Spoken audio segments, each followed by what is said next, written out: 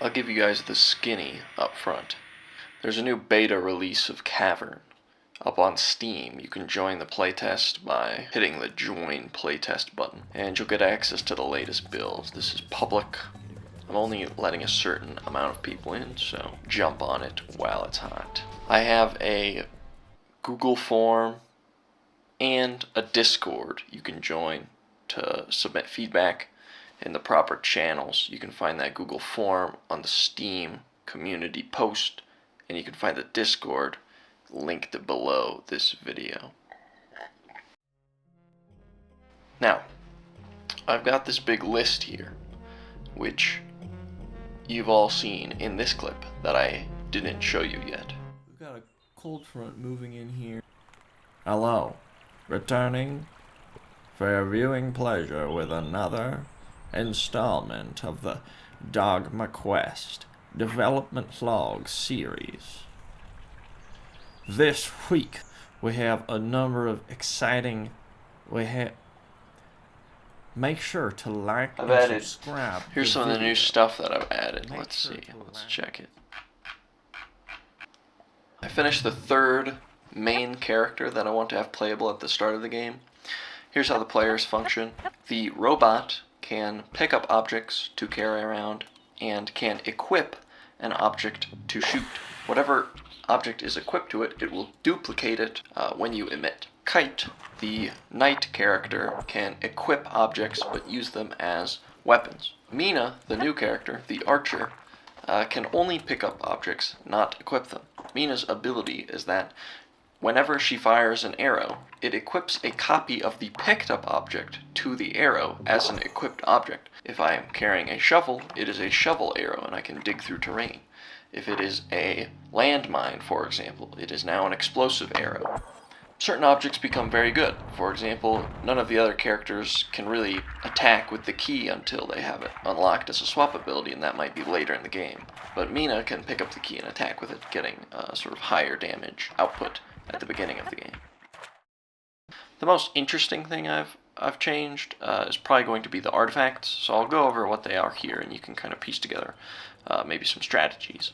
I added a tank artifact that reduces your health but gives you double armor gain. There's another one called Aura, which makes swapped objects have an emitting aura that deals energy damage over time. A few other cool ones are Time Matrix, so this slows down time when you're actively swapping.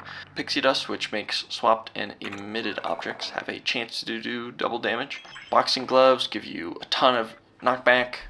I've added a scaling fire damage upgrade and a scaling water damage upgrade. I changed the battery for energy damage to scale and give you +1 energy damage whenever you gain a shield. The water damage one is scaling with healing, so every time you heal you gain 1 water damage. And the fire damage one scales whenever you apply a status effect. So another thing that we talked about last devlog was the idea of different objects having different cooldowns, and so to try to make an upgrade that synergizes well with that, I made the water balloon, which spawns a 1 damage water area every time you attack. The total running number for upgrades in the game is 50, or 48 I believe.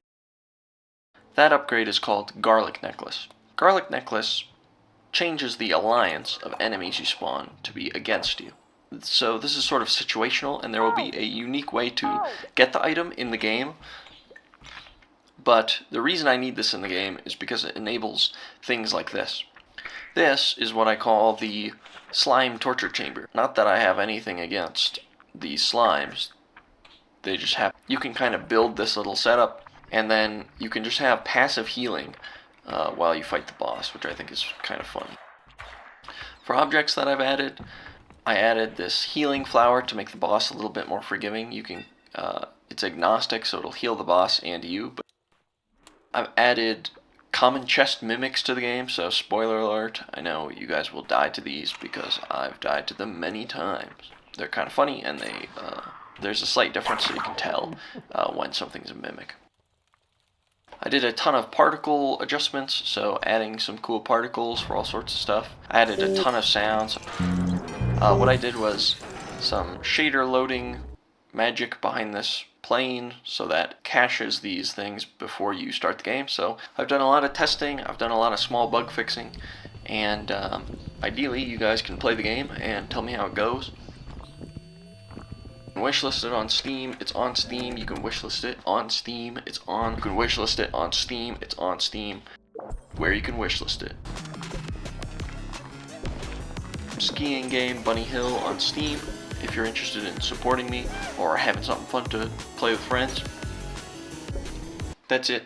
Oh yeah, the current wishlist count of the game is 904 wishlists. We're on our way to that extremely fast-paced 10,000 wishlists.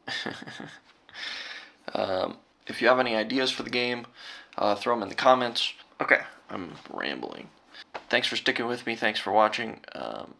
Have a good one.